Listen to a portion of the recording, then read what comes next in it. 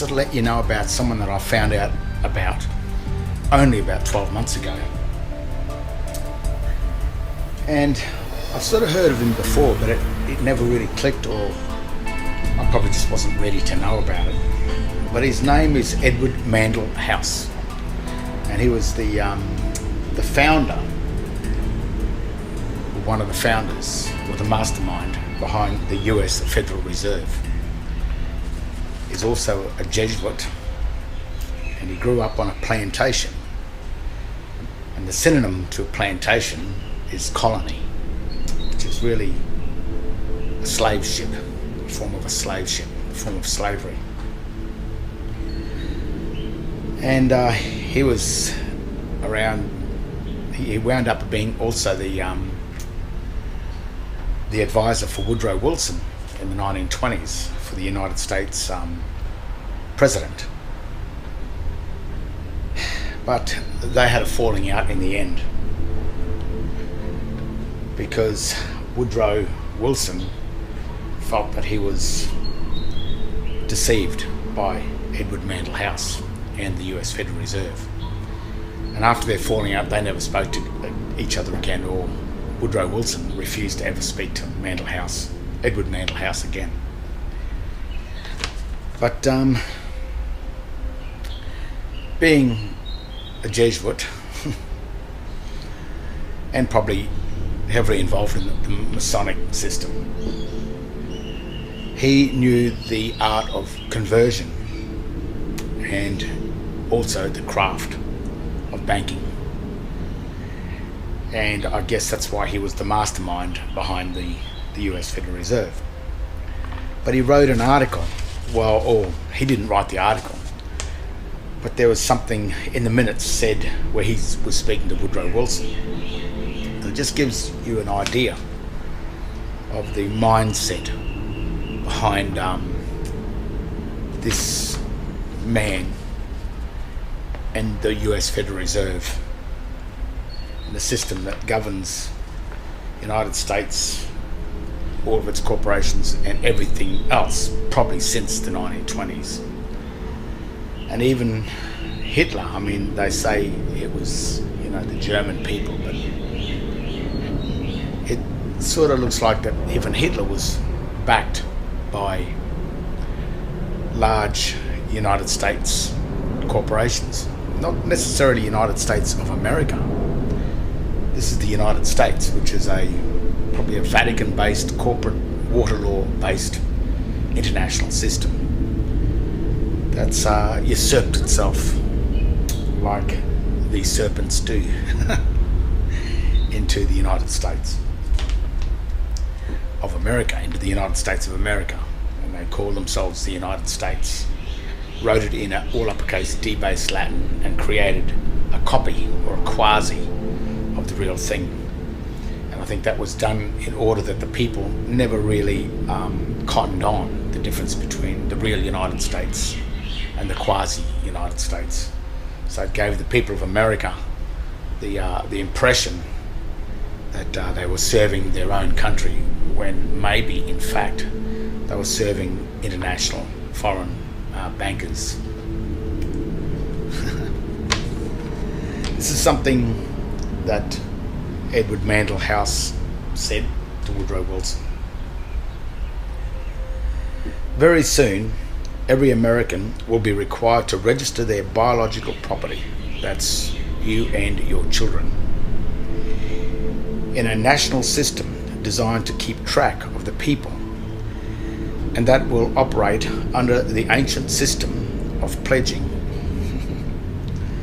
contracting.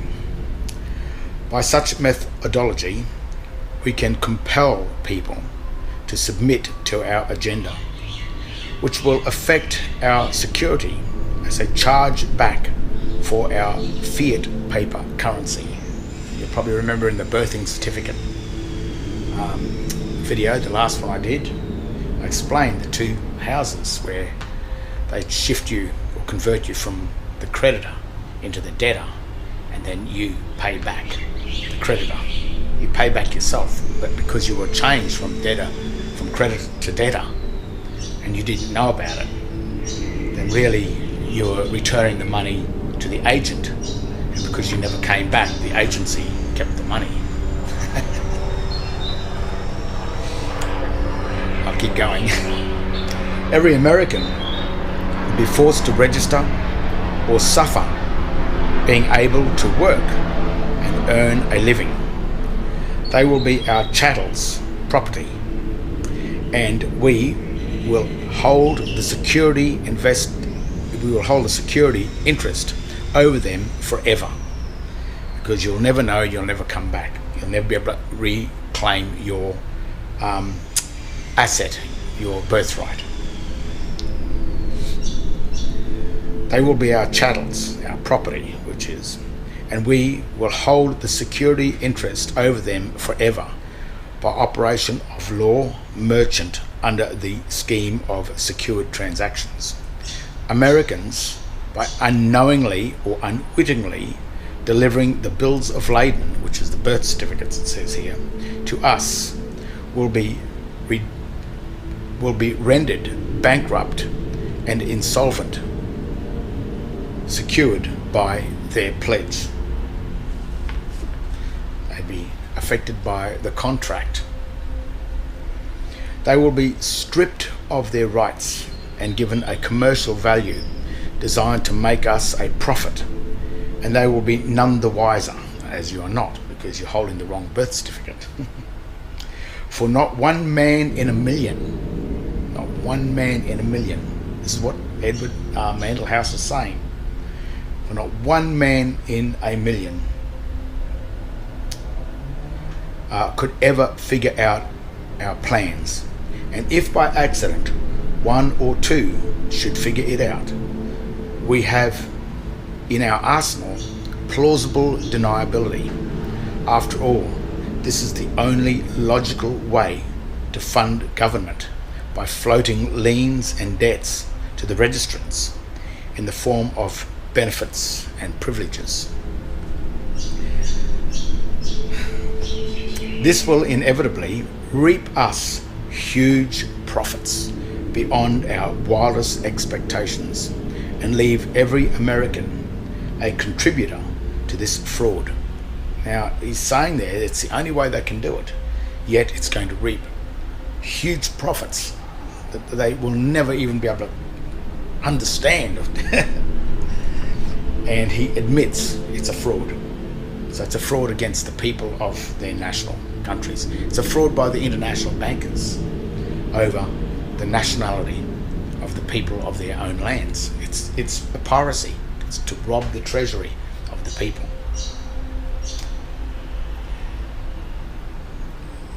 This will inevitably reap us huge profits beyond our wildest expectations and leave every American a contributor to this fraud, which we will call social insurance.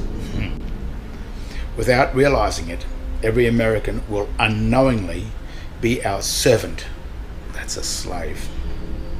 However, begrudgingly, the people will become helpless and without any hope for their redemption, and we will employ the high office presidency of our dummy corporation, USA, in all caps, to foment this plot against America. A plot against America. This was an article, or this was the words said to President Woodrow Wilson, by Edward Mandelhouse, the Jesuit Masonic con man, the man behind the US Federal Reserve, the man that was birthed or born onto or into a plantation. And even a plantation on United States soil is something that's alien to the country. And it was him, the mastermind of the US Federal Reserve, and his mindset and his agenda to rape the national countries, the nationalism, the wealth, the birthright of countries, through this Waterloo or Vatican Roman style corporate system, where they corporatise everything, and then through the corporate system they then plunder the wealth of a nation and siphon the proceeds or the profits into offshore bank accounts. And offshore simply means into accounts that are not on land. Democracy and the need for war to kill the creditor. The system agenda, which is a three-way trust: the office of the creditor, the office of the debtor, and the office of the administrator. In trust law, if the creditor passes away without a will, the estate of the creditor legally becomes the property of the trustee agent. If you are converted from creditor into debtor in a trust law setup without knowing, and you pass away as the debtor, you will have no will in the standing of the creditor. Your birthright security, mineral and energy wealth of your country granted to the agent, trustee, counterfeit government will legally fall into the hands of the foreign administrative agent trustee. If the administrative agent administrating your lands is not the real de jure government of your country, you may have granted your birthright security to a foreign, dummy, quasi-unknown entity. It may be in the best interest of such a hidden, usurping foreign administrative agent to cause war and conflict in order to get the debtors to kill each other before each debtor becomes aware that he or she was always the creditor but was deceived and converted into the debtor by such a foreign trustee agent.